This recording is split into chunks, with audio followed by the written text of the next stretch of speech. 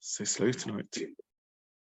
Right. Good evening, everyone. Apologies for the delay. I'll start off with about the stead of understanding the Bach. So I surrender, and I apologize for dragging everyone else down into defeat with me. So I've broken my head on it, and I don't understand what he's saying. I guess you can either pack up for the night, or we can carry on trying to learn. But let's. I can't. I've just spent hours on it, and I don't understand what the Bach is saying. I just don't. So anyone is welcome to take the seat here, and if any of you got, I don't know what to make of it. But let's talk about what we can talk about, and then we'll move on. As I wrote in the WhatsApp group, we'll move on to after the two talks in Hashem on Sunday, and move on. Someone actually asked me about when Rashi makes a comment, to what degree he's reflecting his own view and just explaining the Gemara. And it hit me just an interesting ha'ara, that the truth is we can ask the same about Abaya and Rava. To what degree are they saying their own view, and to what degree are they explaining the Brisa? Now, I saw someone point something out which I should have realized myself.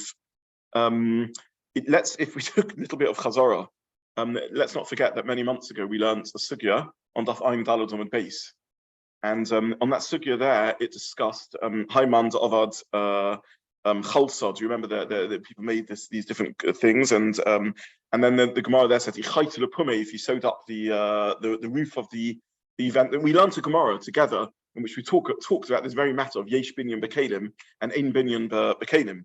And Rashi there says that Abaya doesn't list Haimanda Ovid Chalsa Chayiv Mishum Boineh because Ksova Ein Binyan B'Kelim, because he holds Ein Binyan B'Kelim. Abaya holds Ein Binyan B'Kelim. And basically, for those who don't remember the Gemara talks about the manufacture of various artifacts and lists how many melachot are involved in it. So if you bake a clay tunnel, the Gemara lists, I can't remember, 11 melachos that are involved in this because of all the production process. And then the Gemara talks about this chalsa, this basket that's made, and it goes through all different melachos that are involved in making the basket, and it ends up being a whole string of melachos. And Rashi asks over there, why not add another one to the list? Not of Boineh, before Makkah Batash, of Boineh. And Rashi says, because Abaya holds Ein Binyan B'Kelim. Now, Abaya by us explicitly says, Micah Sova, Omar Abaya, La'unum Ksava Yesh Binyan B'Kelim, Yesh Shiur B'Kelim, etc. Abaya says Yesh Binyan B'Kelim and Yesh Shiur B'Kelim. And yet Rashi there says the reason it doesn't list Boineh is because it's a Keli and Ein Binyan B'Kelim. So a possible answer to that question is that Abaya is explaining the Brisa, and he's simply saying that the Brisa holds Yesh Binyan B'Kelim, but Abaya's own personal view is, Abaya's an Amora, he's not in the business of arguing with Tanoim, which is a Brisa, but he recognizes that this is the view of this Brisa, but there's other Mishnayos and Brisas that don't hold like that, and therefore Abaya's own Pesach is that Ein Binyan B'Kelim, even though he's explaining the Brisa saying Yesh Binyan B'Kelim. So I just mentioned that to you as a matter of thorough learning. Sorry, yeah, looking. We have a way of understanding the Brisa that says it's in line with the bias. Why would Abaya? Because or to put that differently, why can't Abaya say like Rava? Why doesn't Abaya say like Rava? Could we avoid having to distort the text of the Brisa and explain the Brisa in line with his own view that Ein Binyan B'Kelim? And the answer must be because he didn't like Rava's pshat. He didn't think that it was reasonable to explain that the Gzeira Shem Yitzka, and therefore he was stuck. How can you explain the Brisa? And therefore the only way to explain the Brisa is that Yesh Binyan B'Kelim. So that's Abaya didn't go with Rava's reading, and therefore he was forced to acknowledge, even though he says my own personal view is Ein Binyan B'Kelim, but I have to recognize that this Brisa holds according to the Mandam Yesh Binyan B'Kelim. That's what you would have to say. Sorry, Gary, were you? Just asking what the question was because we couldn't hear. Yeah, the question is why would Abaya explain the Brisa in a manner that's not in line with his opinion then? And the answer is because evidently he felt he had no alternative. He was stuck. So that's just a horror. The other alternative is that when Abaya says that the Brisa holds Yesh Binyan B'Kelim, it means Drabonon Yesh Binyan B'Kelim. But Deraisa Abaya thinks Ein Binyan B'Kelim, and therefore on the Gemara in Ayin Daled where we're trying to list how many melachos are involved, Rashi correctly says Abaya holds Ein Binyan B'Kelim because Min HaTorah Ein Binyan B'Kelim, and therefore it's not a melacha. Abaya by us is simply saying that the Brisa holds yesh binyan b'kelim, that means to say d'Rabbanan yesh binyan b'kelim. So it's important to remember that when we read these words, yesh binyan b'kelim, it doesn't mean necessarily a sweeping statement. It may mean it within a particular context. And when Abaya here says yesh binyan b'kelim, he may mean d'Rabbanan. And in a few moments we'll see that when Rava says ein binyan b'kelim, he may mean I think there is binyan b'kelim, but not in every example, and therefore not in this case, as we'll see shortly in a few moments. So that's just a buyer beware in this Gemara that we can't necessarily take on face. When it says ein binyan b'kelim or yesh binyan b'kelim, doesn't necessarily mean a general rule. It may mean d'Rabbanan, or it may mean in this particular context. That may be reading what's going on, which leads us neatly into the next point, that the Gemara says there's a gezerah shamiyitzka. Now Rashi says that the gezerah shamiyitzka is a gezerah of makeh b'patish. The Rambam says that it's a gezerah of boineh, because the Rambam learns that tekiah, attaching something firmly. As I said last time, I'm not quite sure what's called a firm attachment and an unfirm attachment. But if you do something that's tekiah, or you really screw something in, or really embed it and fix it firmly, that would be boineh. And the gezerah is because of the gezerah of boineh. Now, in a few moments, we're going to spend quite a lot of time unpicking the Rambam, because I'm starting confused about how to learn the Rambam, what the shit of the Rambam is. But if we've read the Rambam correctly, and that's an if, and we'll look at the Rambam shortly. If we've read the Rambam correctly, that the Rambam holds that the answer of Rava is that there's a gezerah shema yitzka, translation, a gezerah that you're doing the melachot of boineh, because when you fix something firmly, there's boineh. Then it turns out that when Rava says ein binyan b'kelim, what he means to say is that attaching a door to a keli in a non-tekiah manner, ein binyan b'kelim. But if you attach it in a tekiah manner, then yesh binyan b'kelim. So it turns out that Abaya, who said yesh binyan b'kelim, maybe only meant Rabbanon, and Rava, who says ein binyan b'kelim, maybe meant that there is a deraisa binyan with kelim if you do a tekiah, a firm tekiah, and that could be even the melacha, that could even be a deraisa of binyan. So I mean, however we end up crunching the Rambam, if we think this is the correct reading of the Rambam, then that's the translation of Rava. Ein binyan b'kelim means that the Brisa says that noitlin avron machsirin, and the reason you can be noted is because of ein binyan b'kelim. However, there is a gezerah shamiyitzka, in which case yesh binyan b'kelim, there would be a binyan b'kelim. So that's just the maths of the Gemara according to the Rambam. So this is the first point you'll have to say in the Rambam. The second point you'll have to say in the Rambam is why would there be an asymmetry? Why are you noitlin? Why can you remove, but you can't return? According to Rashi, that the gezerah is a gezerah of makeh b'patish, I understand. Noitlin you can do, because ein binyan b'kelim, so you can detach doors, but machsirin you can't do of the gezerah, because of the gezerah of makeh b'patish. Because makeh b'patish is a non-symmetrical malacha. Attaching a door is completing the chayfetz, and therefore would be makeh b'patish. Detaching is decompleting the chayfetz, disconnecting the chayfetz. There's no makeh b'patish with that, and therefore there's a gezerah that doesn't allow you to attach, but does allow you to detach. But according to the Rambam, the gezerah is soisa is because of boineh. In the same way as you can't attach gezerah, perhaps you'll attach firmly.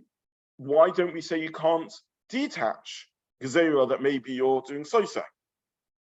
That's what we'd have to answer the Rambam. And the answer, I think, is quite simple. That when you're detaching, look at the keli in front of you. If it's a firmly attached keli, it's not allowed. If it's not firmly attached, it would be allowed. So as long as you check that the keli is not tekiah, it's not a firm attachment, there's no reason you can't detach, because there's no boineh. Whereas when you're attaching, we're worried that with this very keli, you'll attach over strongly, over firmly, and you'll end up doing a tekiah, and therefore there's a gezerah. Or to put it differently, there's two. Whenever we talk about gezerah, and this is a general rule in Shas, you always have to ask yourself: is the gezerah because in this circumstance you might end up doing something asa, or is the gezerah because you might get confused and do something in a different case, which is asa?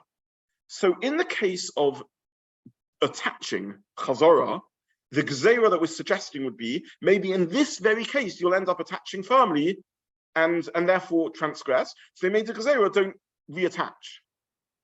With the detaching, there's no risk in this case, because if in this case it's only a loose attachment, there's no melacha that you can end up doing.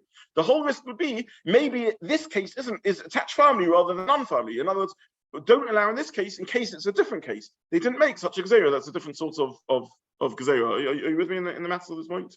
So, yeah, does it make sense? Again, in the detaching case, I have to look at the case in front of me. Is the door attached firmly? No, it's not. So what's the risk? There's no risk that here I'll end up transgressing. There's nothing I'm doing in this case here. It's not attached firmly, and therefore if I detach it, I'm not doing sosa. Are there similar scenarios which I could become confused with? Yes. But this case is a safe case. It's not attached firmly, therefore there's no gezerah. Whereas reattaching, in this very case, maybe I'll reattach firmly and end up messing up and doing a melacha, and therefore they said, don't reattach. That's how the Rambam would have to learn. So, sorry?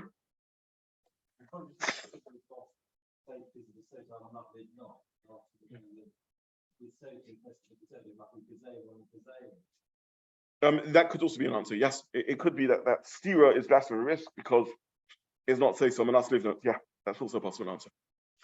Yeah, absolutely. Okay, so in Rashi, either way, the Gemara's answer is a very successful answer. Not Gemara's, Rava's answer is a very successful answer. The gezerah over his makom b'patish. Makom b'patish is only a risk with attaching, not with detaching. The Rambam learns that the gezerah is because of tekiah, which is a gezerah of boina, in which case, in theory, there could also be a sosa. But for some reason, they only made the gezerah with attaching, not with detaching, either because sosa has additional conditions of a nas livnos, or because in this particular scenario, there's no risk when you detach because you see it's not firmly implanted. That's a summary of the Rambam. Yeah. Yes, that's correct. Yeah, but I was going to say no, but let's learn some Rambam together. Let's actually read the Rambam and see what's going on and see what sense we can make of this. Because the Rambam is very, very confusing, and I don't know, but I'll try and share my confusion with you, and let's see what we can come out with. So I printed 3 Rambams. They're out of order, by the way, because of course the first Rambam I printed is in Perek Kaf Beis, and the next 2 Rambams in Halacha in Perek Yud.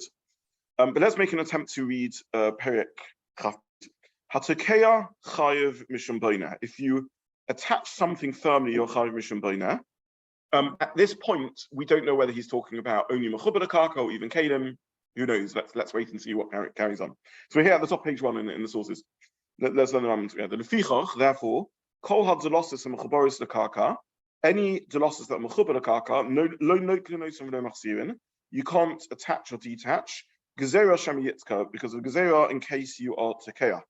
Avodeles sheda tiva or migdal, but with a keli, v'shar delosses HaKelim, with other delosses of HaKelim, noklin v'lo machzirin. You can take, but you shouldn't attach.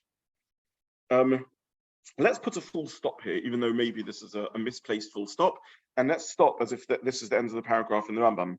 So, what sense do we make of the Rambam? The Rambam says that tekeah is chayev, and then he makes a distinction between mechubar lekarka and einoi mechubar lekarka, HaKelim and mechubar lekarka.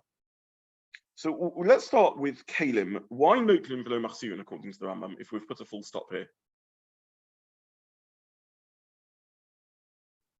So the simplest reading of the Rambam is noklin v'lo machzirin as per Rava, because of gezerah sham yitzka, right?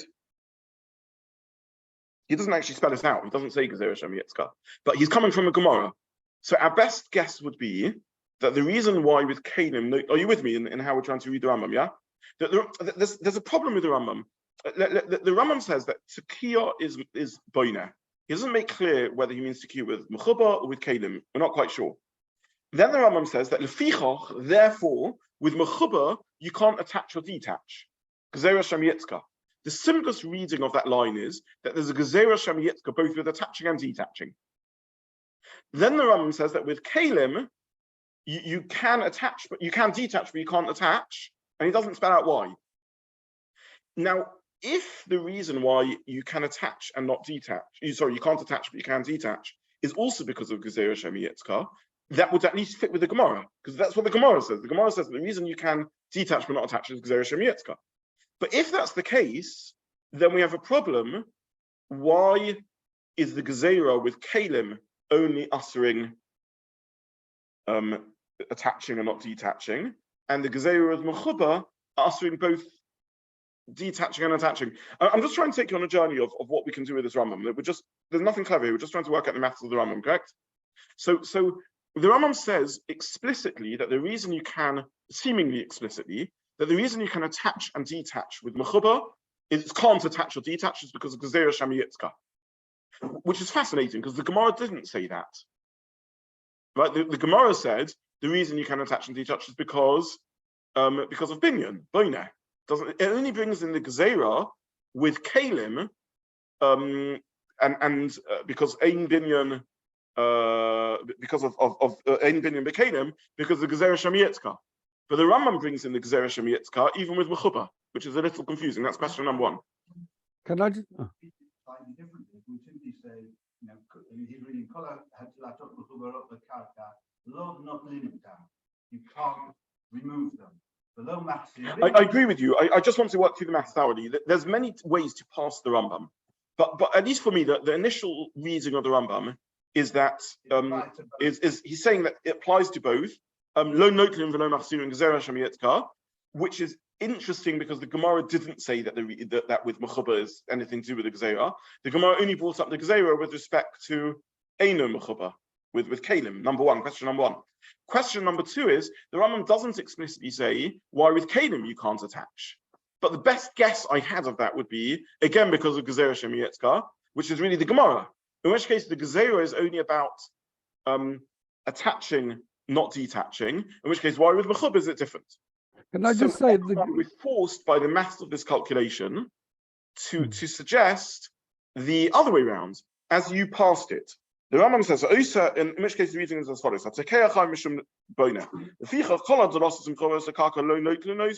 nothing to do with tekiah. And the gezerah shema yitzka is only with machzirin. Noitlim because they're kedim and therefore there's no boina. V'lo machzirin again because of the gezerah shema yitzka. So in this reading of the Rambam, he's in line with the Gemara that the gezerah shema yitzka is only a reason to not to be machzir, but has nothing to do with noitlin.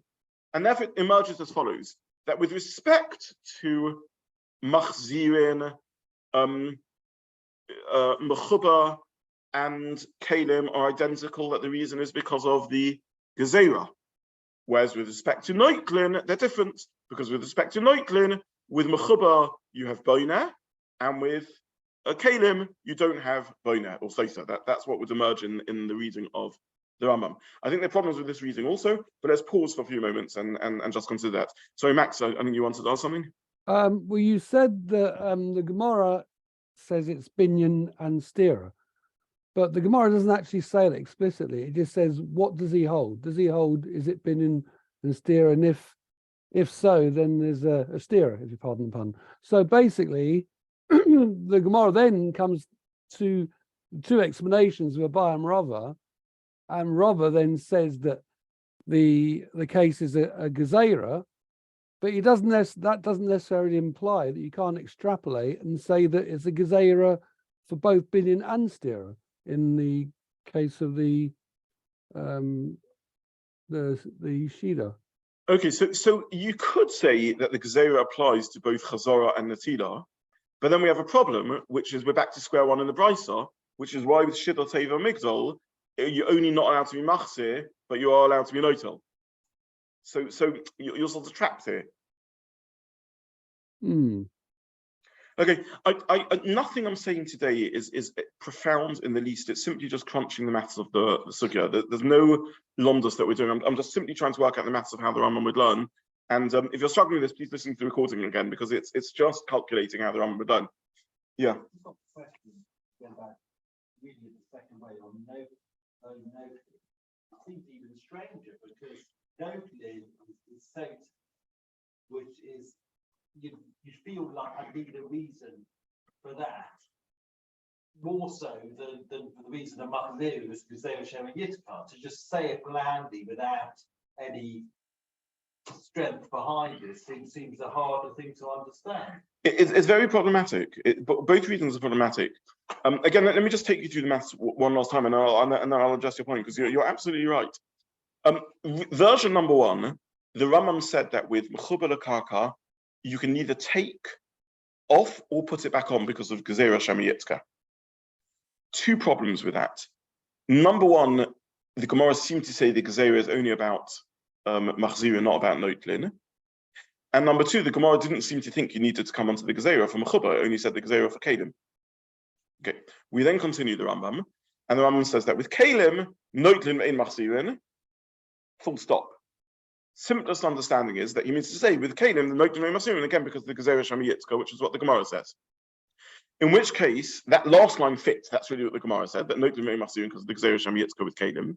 But then it turns out the Gezerah is only Noitlin Ein Machzirin. The Gezerah doesn't affect Natila. In which case, when we go back to Mechuba, why Ein Noitlin Ein Machzirin? Elamai will suggest that Ein Noitlin because of Stira and Ein Machzirin because of the Gezerah. And that resolves the matter of the problem. But then you get to, I don't understand why Ein Noitlin. And if the answer for why Ein Noitlin is because it's Stira, then for crying out loud, why is not Machzirin also because of Boina? Why do you need to come onto the reason of the Gezerah, which is a version of what Adam was just now asking? So if the Rambam holds that Ein Noitlin nothing to do with the Gezerah, then why do you need to come onto the reason of Ein Machzirin? So this is the mess we're in the Rambam.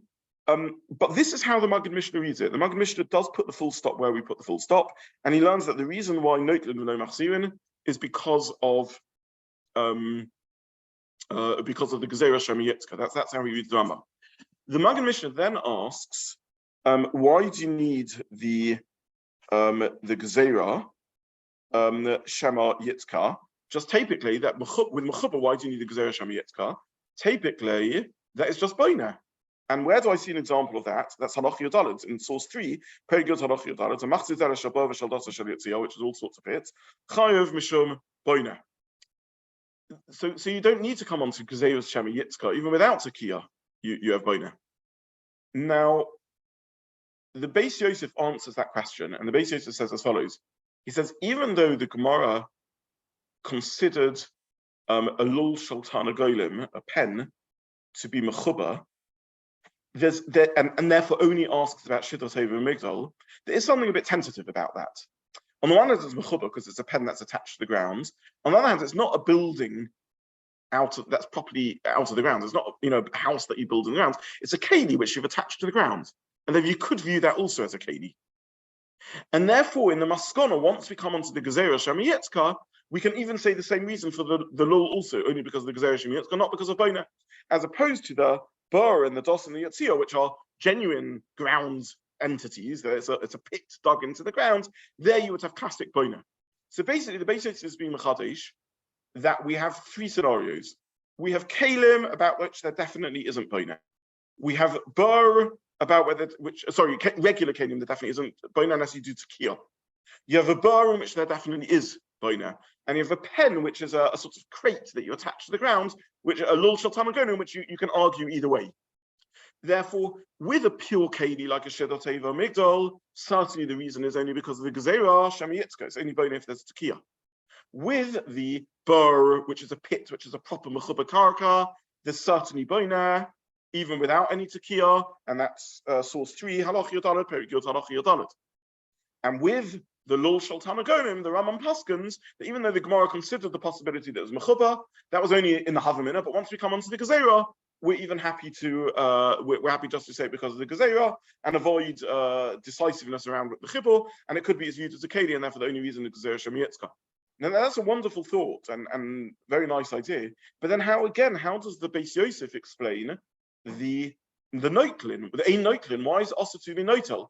If the only explanation given why it's also to be noitel is either Gezerah Sham Yitzka, in which case that should apply to Shida also to the box case, or because it is considered mechuba and therefore it has a Gezerah, and therefore it's also to do even in that case.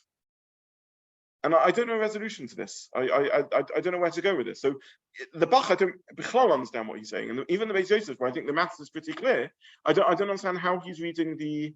I don't understand how he's reading the Rambam. I can't even read the Bach. I don't know how to read it. I broke my head over it, and I don't know where the Bach is going with this svara.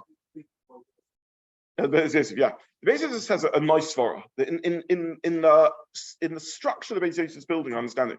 The Beis Yosef says that the bar is definitely boina because it's a proper ground-based thing, nothing to talk about. A Shidduch Teva Migdal, which is definitely a keli, is only boina if you're Tekeah, and therefore we've only got the Gezerah. And the lul shaltan golim, you could argue either way. So the Gemara, in an attempt to resolve the brisa, assumes that it was mechuba, and therefore said you don't need this gezerah. I can understand that that's boiner. But once we come onto the idea that there's a gezerah shami yetzka, then in the Lul Shaltan Agonim, the Rambam says, you know what? So let's, even without it being mechubar, let's make the gezerah. That's a very nice cheshbon. The problem is with the Lul Shaltan Agonim, the Rambam says explicitly no lo noitlin v'lo machzirin. So why lo noitlin? If the answer is because the gezerah shami yetzka, then you see the gezerah applies even to Netila, in which case the same gezerah should even apply with the Daltoteihem or Migdal. And if the answer is because of boiner, then you're forced to acknowledge that a Lul Shaltan Agonim is a mechubar l'karka, in which case you don't need the gezerah. So I don't know how to emerge from this. All I do have clarity in the Rambam is one minimal, it's important, one piece of information, which is Halacha Yud Gimel, in which it's clear in the Rambam that even though ein binyan ve'ein stira b'kedim, that means there isn't regular binyan and stira b'kedim. But if you are to kea and you genuinely construct something, there would be binyan and stira even with kedim. That's the one piece of information I cannot clear on. And let's just read Halacha Yud Gimel. Ha'osa oyel kavua, as I told us, let's put that on the side. There's no else to go. V'chein ha'osa kli adoma. It is a tolda of boiner. This is sort of taking us back again to Daf Daled and Kals and so on. If you build a clay kli, an earthenware, an earthenware utensil, it's boiner. Cheese making is boiner. Again, we discussed that last year, and so on. Then a machnus yat hakadam b'tocha ein shelo. If you put an axe handle into an axe head, how is that told us boiner? That is boiner. To construct a proper, firmly attached keli, you make a new utensil. It is keli. V'chein hatakea eitz be'eitz. If you screw a wood into a wood, ben shatakom a masmer, whether you use a nail, ben shatakom be'eitz up, whether you just firmly attach the wood, achinis acheitz till it becomes one. How is that told us boiner v'chayiv? That is a told of boiner v'chayiv. So it is clear that the view of the Rambam is that even though Al Gemara Rava, who we paskin like, says ein binyan b'kenim, if you are to kea, there is boiner. How the Rambam then crunches the rest of the matters of the Sugya, I surrender. I don't know what to do with, at least in the line of the thinking of the reading of the Maggid Mishnah, and I don't understand the Beis Yosef, and I don't understand the Bach, unfortunately. But one thing is clear, that the Rambam argues in Rashi, and the Rambam holds that yesh binyan b'kelim, where something is tekua, mechubar l'karka, even if you just pile things on top of each other, or loosely attach them. But yesh binyan b'kelim, but with kelim, if it's firmly attached, it's different. All I got from the Bach is beginning to speculate about hinges and doors and which category you'd put them in and so on. So the Bach was illuminating in that sense, that he sort of opened eyes to thinking about what is door attachment and so on. But I couldn't, again, crunch the maths of the Sugya with the Bach. I couldn't actually work out what he was saying in Maisa, other than just sort of engaged thinking about what is door attachment. Because we basically have non-tekua things, like just putting a lid on a pit, which is only boner with mechubar. We have tekua things like attaching axe handles into axe heads and making new kelim, or attaching woods into achanis achait till it becomes unified, which is bony even with kelim. And then we have hinged doorways, which the Bach pointed out to us. Actually, it's quite interesting to think about which category does it fall under. But beyond that, I couldn't get any insight. Yeah, sorry, Adam. Yeah. Okay. Is it possible the Bach is retracting and saying that the Rambam is there's two types of trachea, and there's one trachea which is called a paradigm, which is a problem, and there's another trachea which you might not use, which is to compute. I didn't think that's what the Bach is saying, because in no case in the Rambam does he indicate that. The Rambam in Perek Chaf Beis says trachea is told of is boiner. Mishum boiner, and in Perek Yud Halacha Yud Gimel, he says it's a told of boiner. Nowhere does he indicate that that's what's going on in the Rambam. So it's almost silent about the repeat at the end of zero, and it doesn't seem to be. I hear, but I don't think that's what the Bach means. And even if it is what the Bach means, it's like Divin Nevi'us in the Rambam. The Rambam doesn't mention a word of it. So it's prophecy. Where do we see that in the Rambam? So I don't know what to do with all of this. Okay, so we surrender and we move on. That's what we come out. The view of the Rambam in the Sugya is difficult. Yeah. Okay. But the Lomdus, we've come out with something good, which is with mechubar l'karka, just placing a lid on the ground is boiner. With kelim, it's tekua, according to the Rambam. According to Rashi, even to kias kelim is not boiner. It's makeh b'patish. And hinges, we can speculate about. That's what we come out in terms of the concept. Yeah. Just to add to the confusion, Danny asked, Danny said, isn't it a gezerah and a gezerah if you're saying putting it back, taking it off? Low note. Well, yeah, I mean, saying soisa maybe is a gezerah because it has to be soisa and last living whatever. But either way, the Rambam does say that the simplest reading of the Rambam is the Rambam does say that you can't be noitel with mechubar karka. Right. Okay, we'll stop there for tonight. Go ahead. Thank you very much. Thank you. Good night.